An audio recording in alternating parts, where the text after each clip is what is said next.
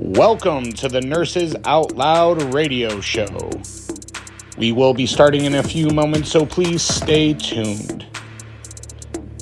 If you are watching on social media, please give us a like, share, and follow. And for those of you who would like some more info, please go check us out at nursesoutloud.com. Thank you.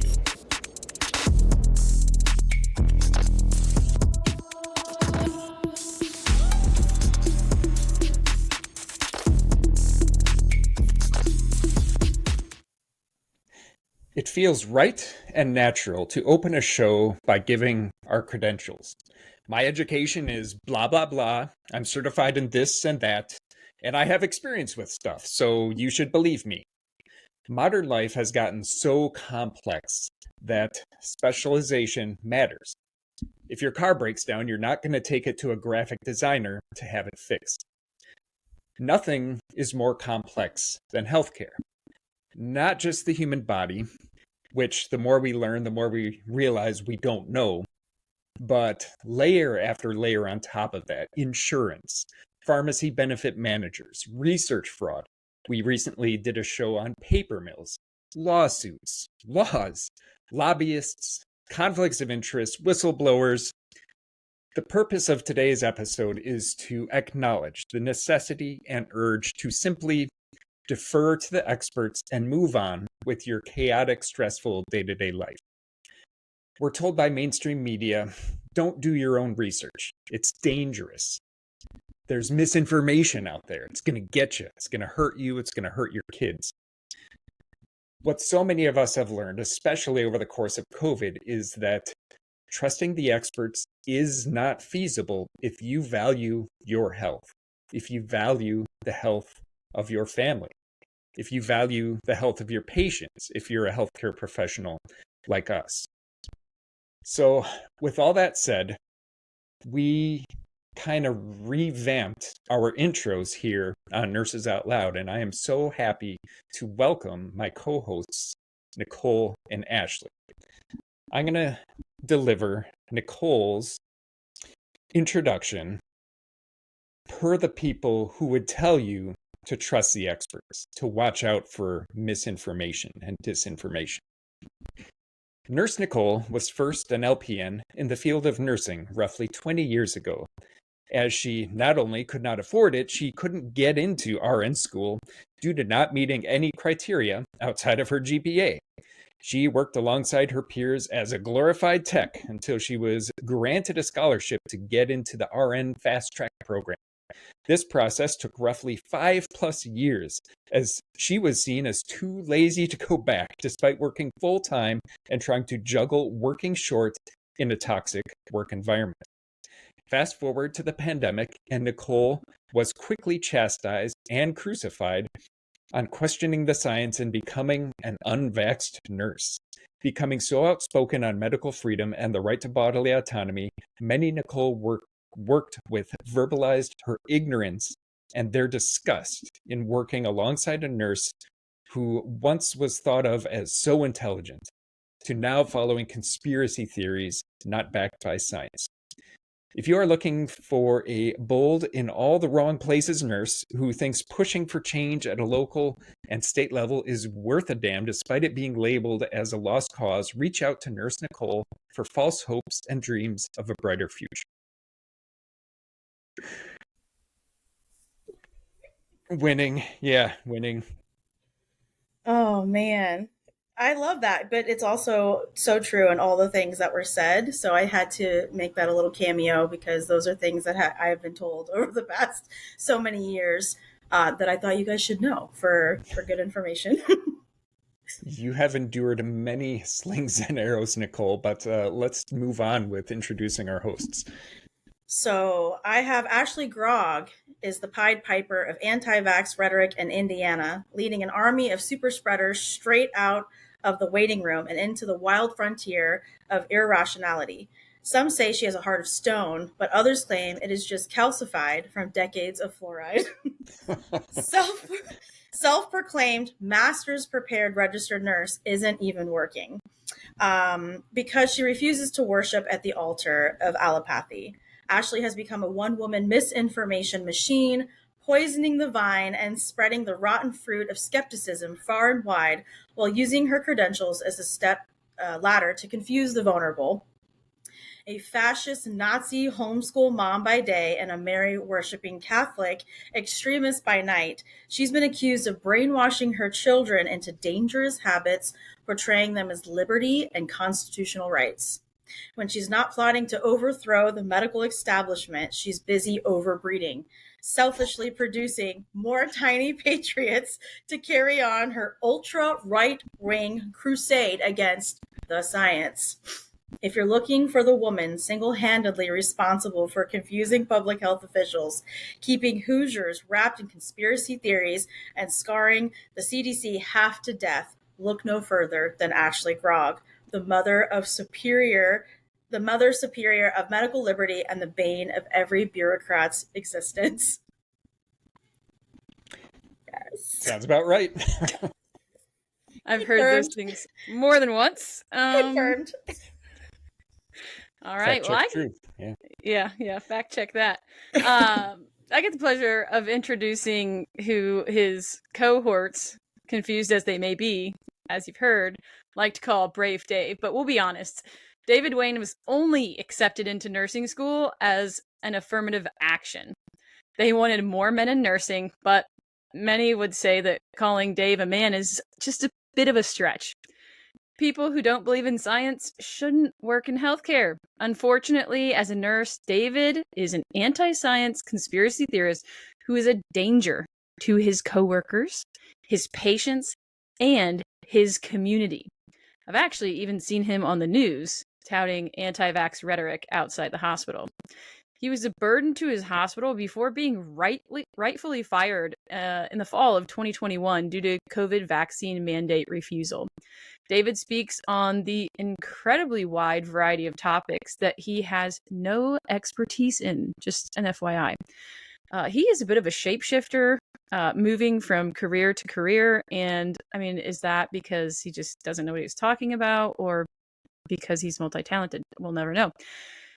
I think he's trying to set some sort of disinformation super spreader world record out there. Because whatever the topic is, you can expect him to say something bigoted and transphobic. If you're interested in being sicker, dumber, or just generally confused, give Nurse David Wayne a listen. Wow.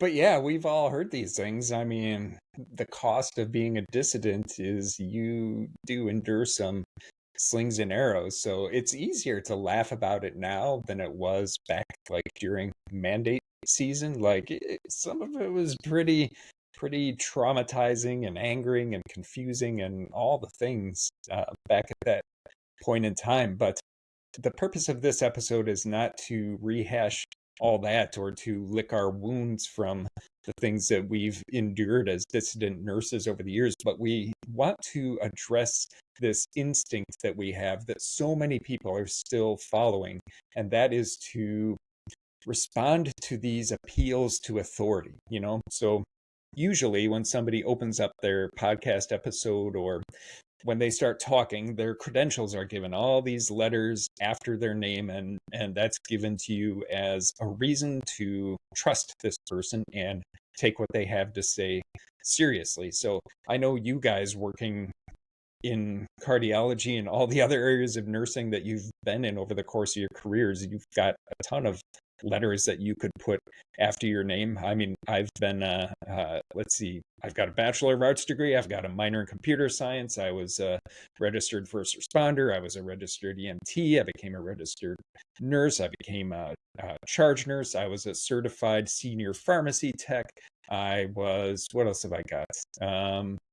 Certified health coach. Like, you know, like Ashley said, he's a shapeshifter. He moves from this industry to that industry, just collecting letters after his name. But like I said in the intro, the modern world has gotten so complex that you can't be an expert in everything. And so, as you're trying to make sense of everything, you want to be able to turn to an authoritative resource to get the answers. And what has become abundantly clear to so many people over the course of COVID is that that is not exactly a recipe for success for you to know the truth and to make good choices for yourself and your family and your community, because so many of the people who are put up on pedestals as being the experts are actually propagandists.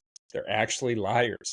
They're actually people who have risen to that height because they are good at lying, not because they are telling the truth or speaking truth to power. So that is what we're here to unpack today. Nicole, let me turn it over to you for some initial thoughts here. What did you think about hearing us talk about each other in those rather unglowing terms instead of going over our usual, hey, here's my background in nursing and why I'm a trustworthy source for you to listen to?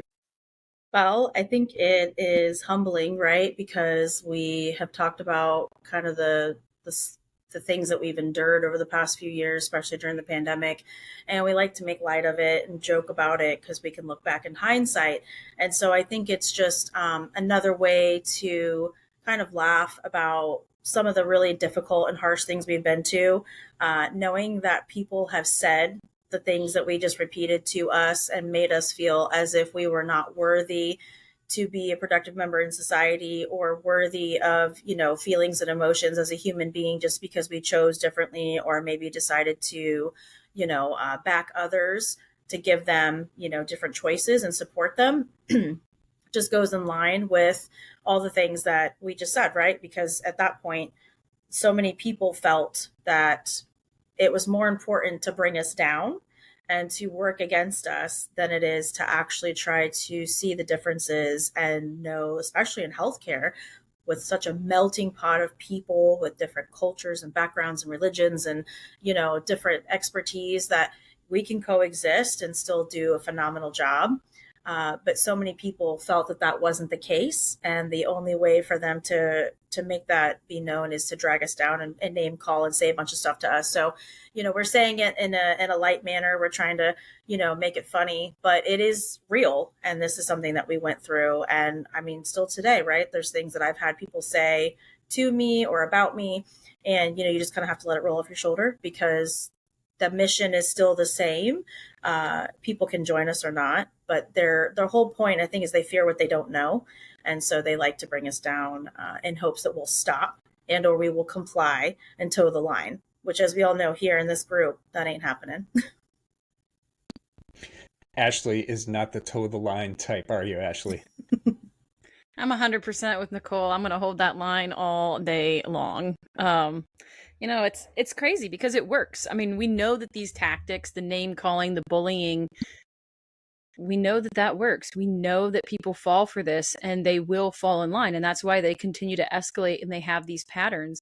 Not only are we talking about, government bureaucrats, but we're talking about our peers because they're pressured and they're conditioned to use these methodologies against us. But even in society, it's that dehumanizing vilification. You're different from me. I'm going to beat you down with words, so you're too weak to come back. And for some of us, it seems like the more gasoline you dump on that fire, the harder we're going to come back swinging. And that separates us from a lot of people. It takes a lot of courage because you have to recognize where your identity comes from. Does my identity come from these initials in which society puts so much credence in? Or does my identity come from somewhere else? And I think that that's what's always carried me, is the fact that my identity isn't here on this earth. Like, I am called from a much higher place. And so my identity is built in Jesus. And I guess that just gives me the freedom to be like, Jesus still loves me. I know I'm doing right. So I'm going to keep walking. If there's validity to what people are saying, we should absolutely be humble enough to step back and be like, you know what? I need to check myself, because that's the right thing to do. But if you don't know where your identity comes from, if it comes from those letters, if it comes from who other people think you are, you will fall to this line of battery. Well, I think it was certainly a theme that I noticed throughout COVID is that the people who were truth seekers at that time tended to also believe in a higher power, tended to be Christians who were going to church regularly and reading their Bible regularly. It was really hard to miss after a while, after you notice that pattern. And pattern recognition is something that we try to bring to each episode, because when we unpack pharma scandals and stuff like that, it's like the same playbook over and over and over. And so I don't think that we need to spend a lot more time on the point that you can't trust authorities these days. Like, if I say the name Anthony Fauci, a lot of people just have this visceral reaction at this point where they're just like, ugh. So I don't think we need to spend a ton of time on trying to make the case that so many of these authorities that we've been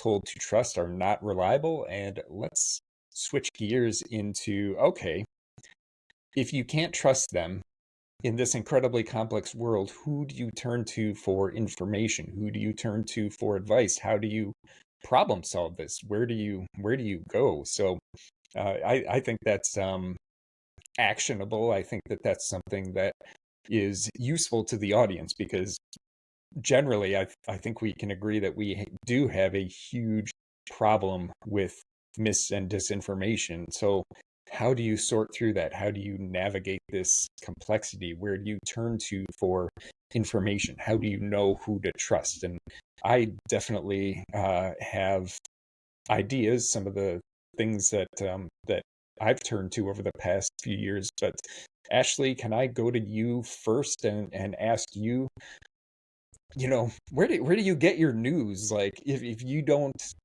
trust and listen to these authorities, like, where do you get your news? Where do you turn to if you need to learn about something of a medical nature? Like, where do you even begin? So I wanted to be a smart aleck and say, well, I ask my husband, argue with him a little bit, and then do what he says, but it's not true. It was true about voting, but that's not true about medical stuff.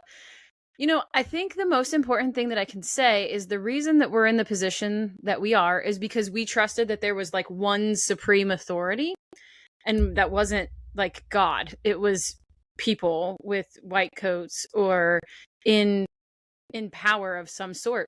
And so I always try to gather a bunch of different opinions. I want to learn from others. And I think that's why the three of us work so well together, is because we do have different perspectives. We're not afraid to push on each other. We're not afraid to like ask questions. We do it in a completely respectful way. But we're not just like, you shouldn't just take everything I say as gospel. It's not how it works. That's not how things happen. So I will go. I just had somebody message me asking me what I would do in a medically complex situation. Child doesn't have a spleen, high risk, history of multiple heart defects, multiple open heart surgeries. And she just told the pediatrician that he's never been vaccinated. And the pediatrician lost his mind, is like, you need to start him on prophylactic antibiotics. Anytime he gets sick, he could die from encapsulated bacterial infections, this, that, and the other. So this is not my area of expertise. This is not, pediatrics is outside my scope. Yes, I have a background in cardiology, but infectious disease is also, while I have a good understanding, it's not my expertise. And the last thing I want to do is give out bad information, but she's coming to me versus a pediatrician. Like, what in the world?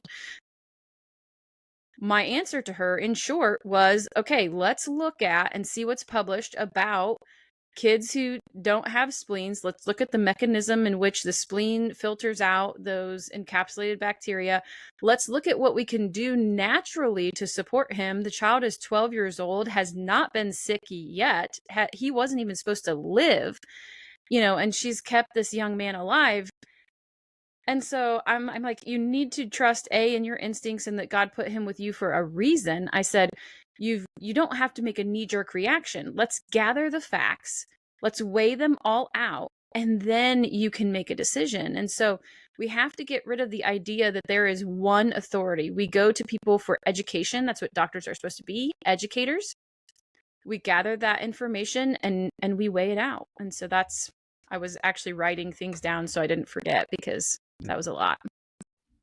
Ashley, you said you gather the facts, and after all these episodes we've done together, that is something I really struggle with, because I feel like I know less now than I did when I first graduated nursing school because of all the layers of fraud that we've unpacked over the course of the scandals that we've covered, these whistleblowers, these clinical trials that are just absolute garbage and fraud built on fraud. How do you even decide what a fact is in this environment we're in, where we have paper mills cranking out, at this point, millions of papers that are basically plagiarized and or written by AI so that academics can further their careers? They're published in journals that don't actually vet them. The peer review process is a complete joke. So how do you even decide what a fact is? So, treatments I don't look at. I look at mechanism of action. We're trying to get to root cause, right? It is still difficult. You have to have some level of faith that information in there is somewhat true. There is this rudimentary understanding of what's going on, and you have to filter through that. And so for a lay person, that would be really difficult. With the background that I have, I can take and I can read a study and I can say, okay, this is helpful, this isn't helpful. Oh, I don't know about that. I need to do more research to try to see if there are other places that kind of like echo this same thing. And then I contrast that with functional health. So I will, and this person that's asking me asking me this question isn't even in the United States. They're in a different country, and I'm encouraging this person because they have kind of a lot more alternative practitioners over there. And I said, talk to somebody about the natural plants and things like that. I said, you're going to have to be mindful because he is on medications and whatnot, but what can we do to support his immune system in the way that it functions? I said, if God created his body with a spleen to filter and get rid of these encapsulated bacteria, there's got to be another way. God doesn't just stop at one. Our backup systems have backup systems. So it's hard to know what an authority is, but you have to still have some trust that there is this rudimentary understanding of science, because not everybody is bad. Not everybody's writing with AI, and so it's just it's nuanced. You're going to have to go through and read and try to decipher and talk with somebody about it if you're not sure. That's what I do. It is nuanced, and I think that that's what attracts me to people instead of resources. So when I look back at everything that's happened over the course of my career in nursing, I'm not attracted to sources like the Lancet. I'm not attracted to the New England Journal of Medicine. I don't think of them when I want to get to the bottom of something. I've learned to trust people, and I've come to trust the people who have changed their mind about something, the people who will publicly engage in a conversation and at some point go, you know what, earlier in my career, I was completely wrong about this. So that's what really attracts me to so many of the doctors in the low carb and carnivore communities. That's what attracts me to Dr. McCullough. That's what attracts me even to people like Russell Brand or people like Dr. Drew. I enjoy these doctors. Pierre Corey's another one. These doctors who have changed their minds about things. So many of these doctors are ex-vaxxers at this point. Like, they spent their whole careers trusting authority, and they themselves were in a position of authority, and they got to a certain point where they had their eyes opened. The scales fell away from their eyes, and they realized they needed to be more open-minded. They needed to do their own research. They needed to use their own clinical judgment. And that's where I think your background in functional medicine as well is so refreshing for so many people, because it cuts through a lot of noise in the way that it just returns things to the basics. Like, hey, let's work on your sleep, your nutrition, your immune system health, get some sunlight on your skin, move your body, like the things that functional medicine does that are just like a universal foundation for people to be healthy. And I really want to get Nicole's input on that, but we're going to get it after we take a quick break here. A quick shout out to our host, the America Out Loud platform. They have a whole bunch of dissident people who are willing to have courageous conversations and change their minds and disagree. And they don't just come from the healthcare field, they come from a wide variety of jobs and industries and life experience. And it's a great place to get news and to get information and opinions outside of what the authorities want you to hear about. So check them out. Check out americaoutloud.shop and check out the nurses website, nursesoutloud.com. We will catch you on the other side of this break. If you are a nurse that is fed up with the sick care model, I have a solution for you. My name is Melissa Schreibfatter, and I am the owner and founder of the Functional Nurse Academy. FNA is the most comprehensive functional medicine training program on the market, specifically tailored to nurses. It is self-paced and equips LPNs, RNs, and nurse practitioners to practice functional medicine, address the root causes of dysfunction, and start their independent functional medicine practices. At FNA, you will learn how to order labs, functional health reports, create customized wellness plans, package and price your services, and even how to market your brand effectively. Graduates earn 90 nursing CEUs, and then they qualify for multiple board certification titles. They also will have access to our exclusive tools, such as our Functional Nurse Toolkit, our social media and marketing kit.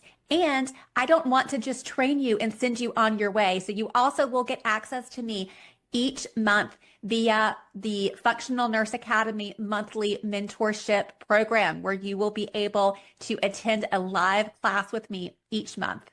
So say goodbye to sick care and start your dream career as a functional medicine nurse. Enroll today at functionalnurseacademy.com. Welcome back to America Out Loud. This is your host, Nurse David Wayne, joined by nurses Nicole and Ashley. And prior to the break, we were talking about how do you find truth? What do you even decide a fact is in this incredible world of mis and disinformation, where we're told we have to trust the authorities. But the authorities, it turns out, have been lying to us about everything for decades. So how do you even begin to sort through all that when things are so complex? And one of the things I think we all agree on is the importance of functional medicine, of just these very simple foundational aspects of your life that you can work on that are universally important to all humans. So I'm going to pass the baton to Nurse Nicole to take this in whatever direction she chooses. Well, I think it's a really good question. I used to really heavily rely on evidence-based articles, and I used to try to look at, the science and say, okay, this is some good information. These people have experience, they have these credentials, they have, supposedly they're reputable sources. And then as, the pandemic unfolded and we learned very quickly that not all of that was truthful. I've always had another underlying sense of, like you said, Dave, wanting to go to people, right?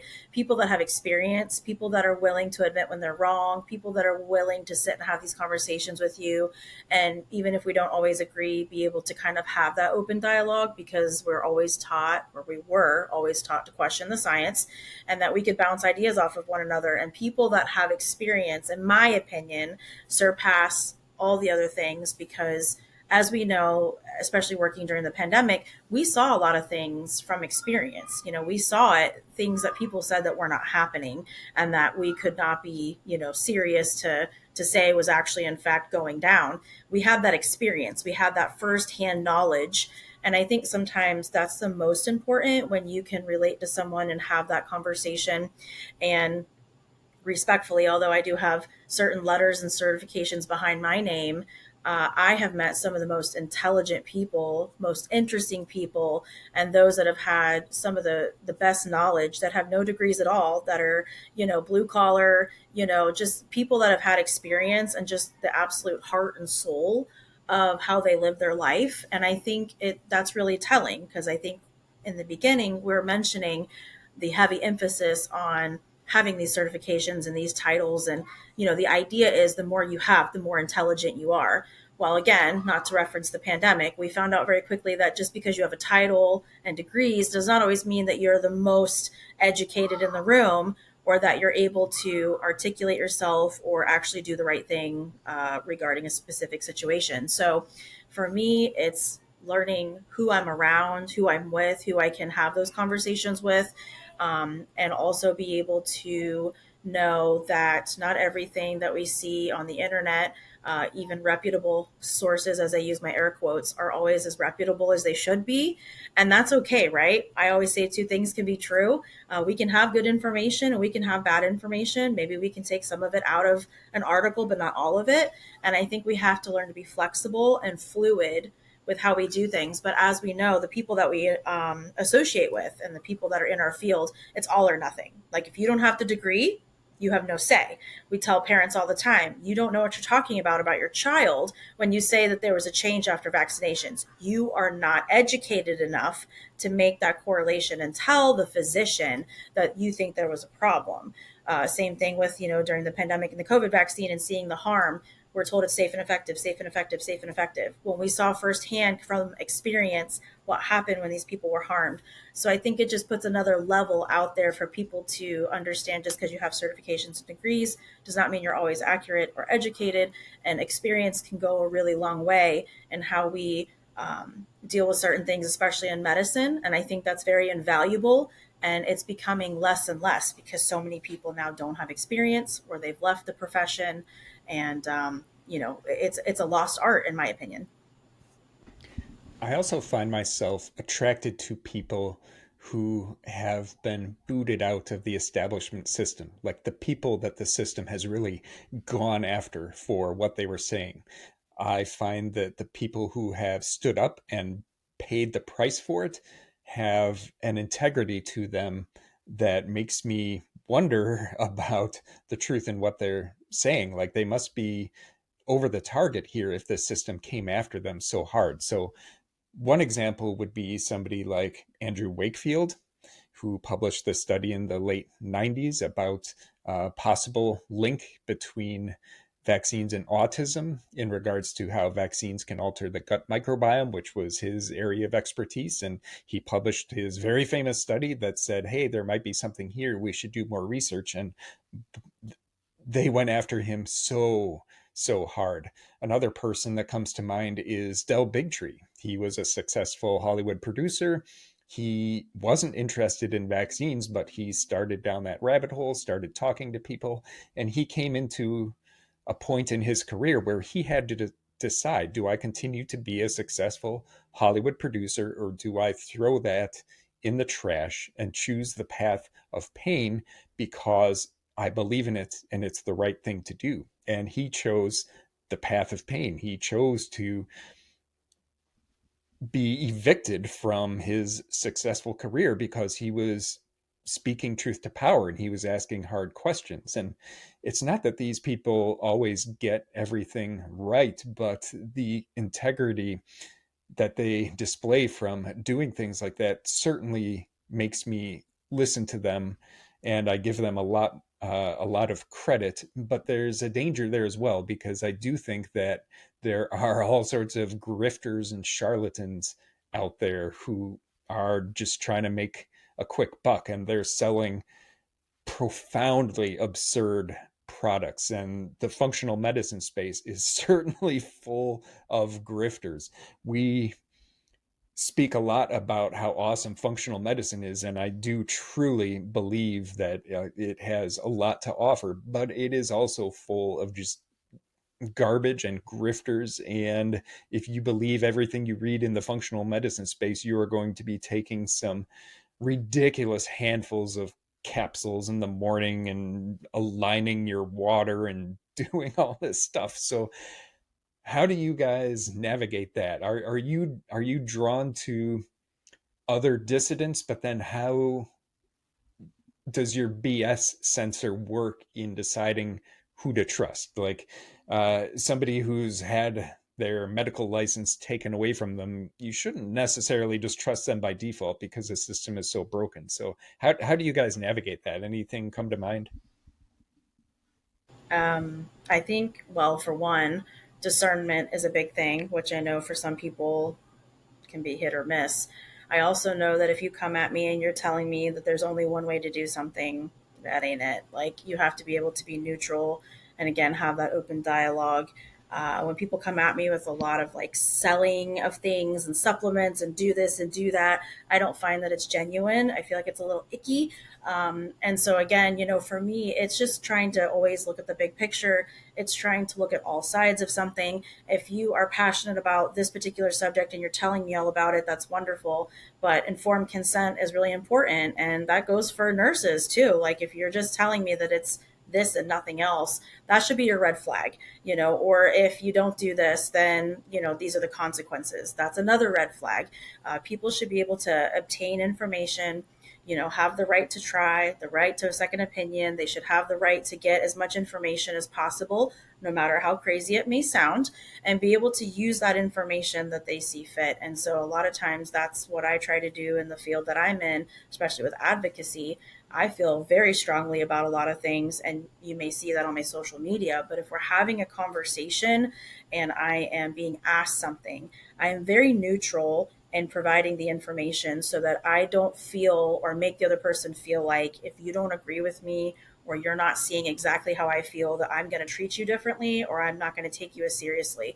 So I think that's a huge part for me, is just getting the full picture, the informed consent, both sides, and not feeling that pressure. We should always have these open conversations that can be fluid and not feel forced, or like, if again you don't agree with me, that we're not going to be able to jive or have a good working relationship, or nurse to patient relationship.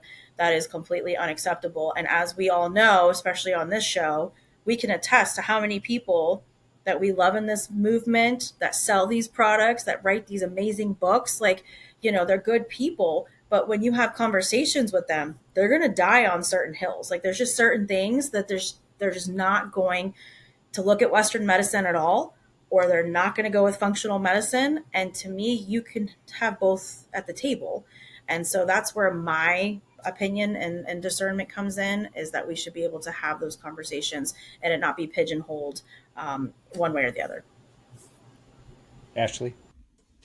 Yeah, I echo that. And I like the way that Nicole said discernment instead of BS meter, because it's just so much classier. But my BS meter is like always on point, right?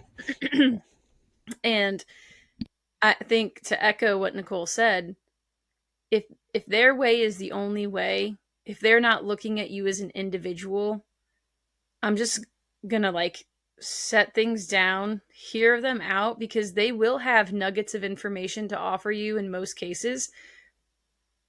But when it's like an urgent, dire situation that you have to do it right now, or you can only do this or whatever, I mean, yeah, you have to drink water. Like, that's kind of non-negotiable. Yeah, you have to, eat.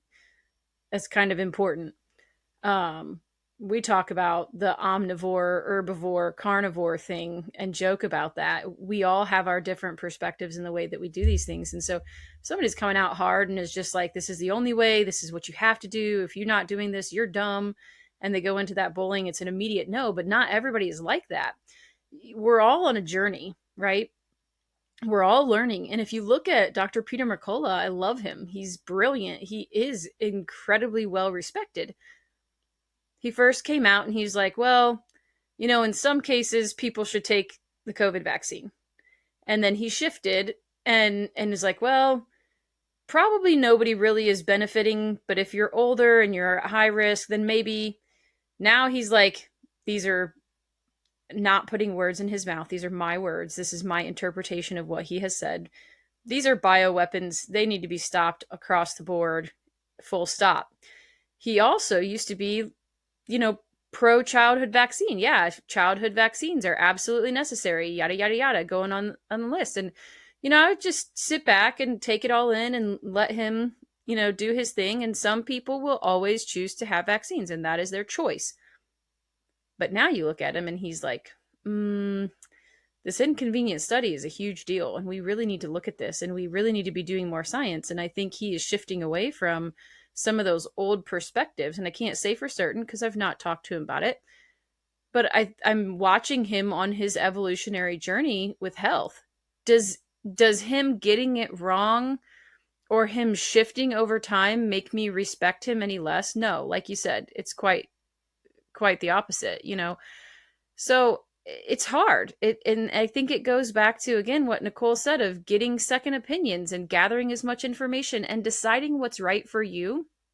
Another really important thing about functional medicine is what is actually achievable for you as a person with your belief systems, with your lifestyle. Are you willing to make changes to your lifestyle? And so you just kind of got to take it all into consideration and mull it over and decide what the best path is going to be for you, and be humble enough later to say, well, I think it's time to change this, whether it's because your body changed or it's just not working. Yeah, absolutely. It's something that's a bit of a hot topic in the carnivore community because there are people who will eat different things like, oh, you're eating dairy? Well, you're not a true carnivore. And people get so militant about things. And the longer I listen to these complex conversations from people I respect, I don't feel like there is any one size fits all answer for what a person should eat.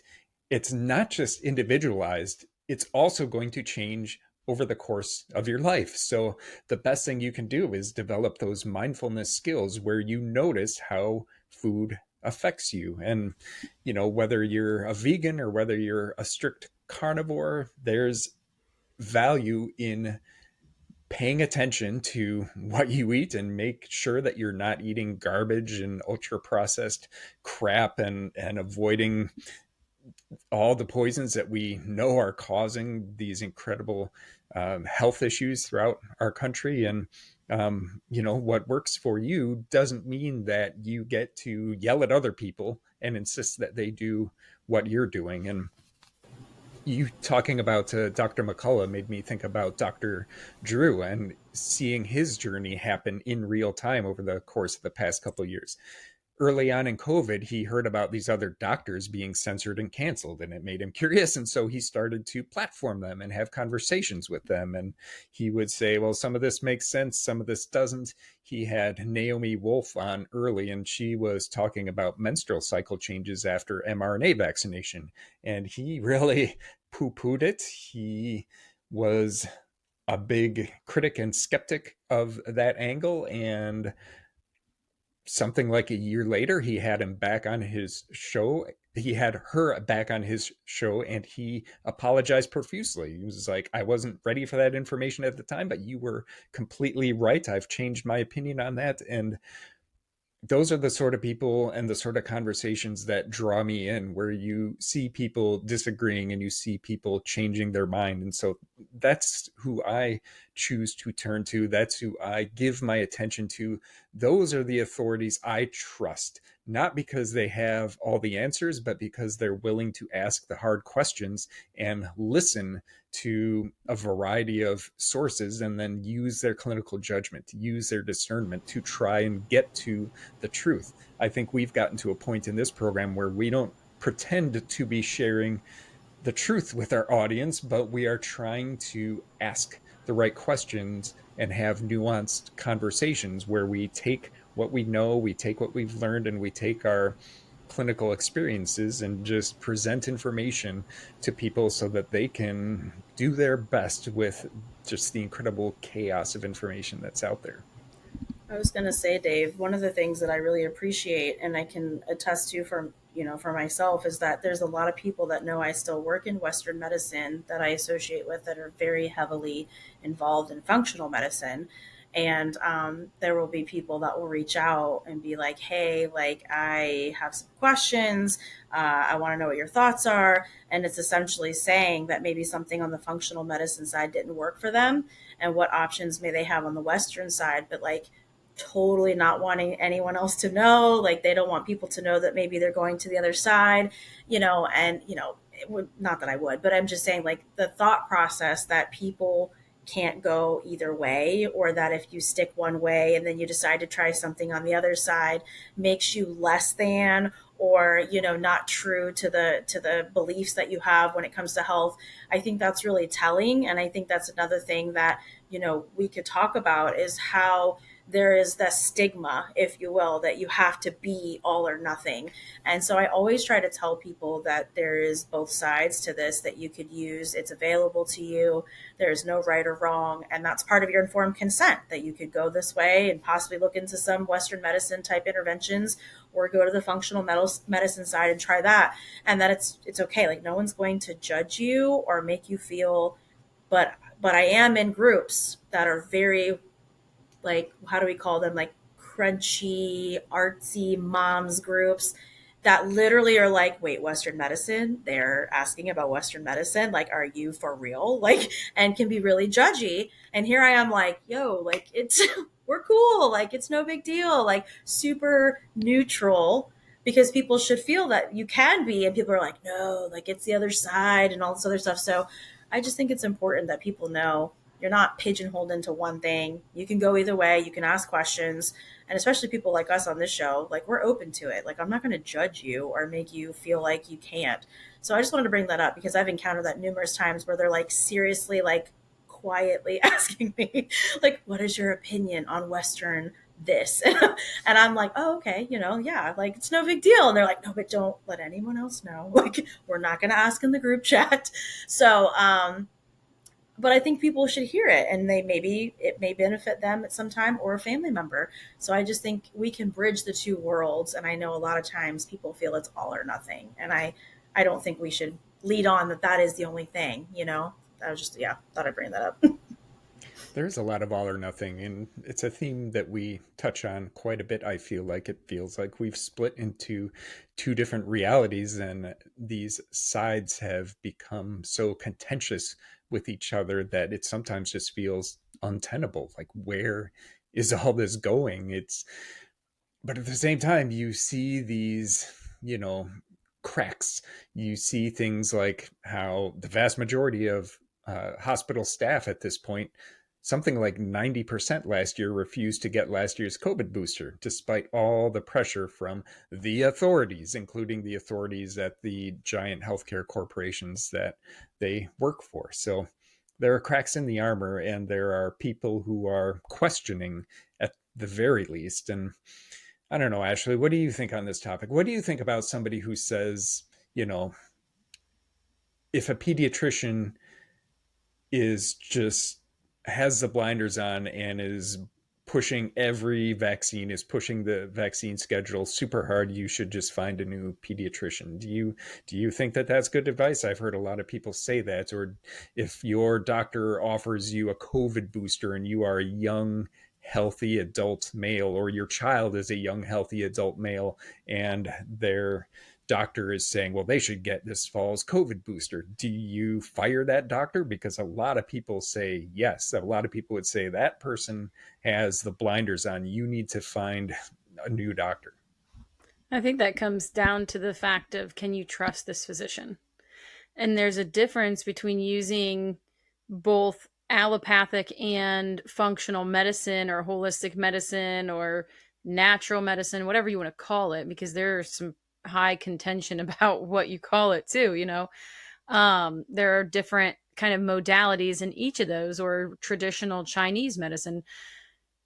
I think that ultimately, for me, I would fire that doctor. If you're telling me to go get a COVID booster right now, or I've never had a COVID vaccine, so I don't know if it would, anyways, it doesn't matter. If you're telling me that, I'm going to find a new doctor, because I don't want a COVID vaccine. And if you were unable to see the reality that these are causing harm in significant amounts, and the fact that I already have autoimmune issues, no, I don't want you as my doctor. Like, that doesn't fit with my goals of care. Now, if you're somebody who's like, yeah, I don't like that, but they help me in all these other areas and they respect my decision, you might keep that doctor. And I think this is where right now what's happening is we're going through some growing pains. We are having issues because for so long we have just gone, quote, with the science, and we've been indoctrinated that this is the only path that you can take.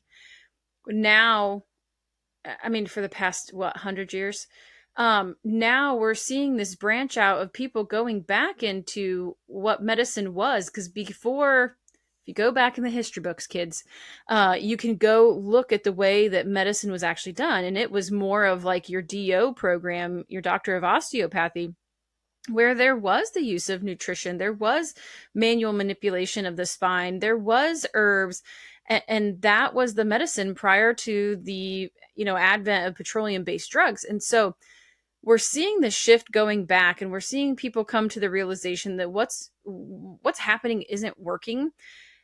And so hopefully what we see is a lot more respect for the individual as a patient, not in shared decision making, which is like the bane of my existence, but in providing that true education and support so that way you can find what's right for you. Okay, here are your examples. Is your doctor going to know you well enough to say, oh, here comes Nicole, she really values her herbal supplements, but she hates essential oils, or whatever, like she's not going to be open to essential oils, but she might use homeopathy.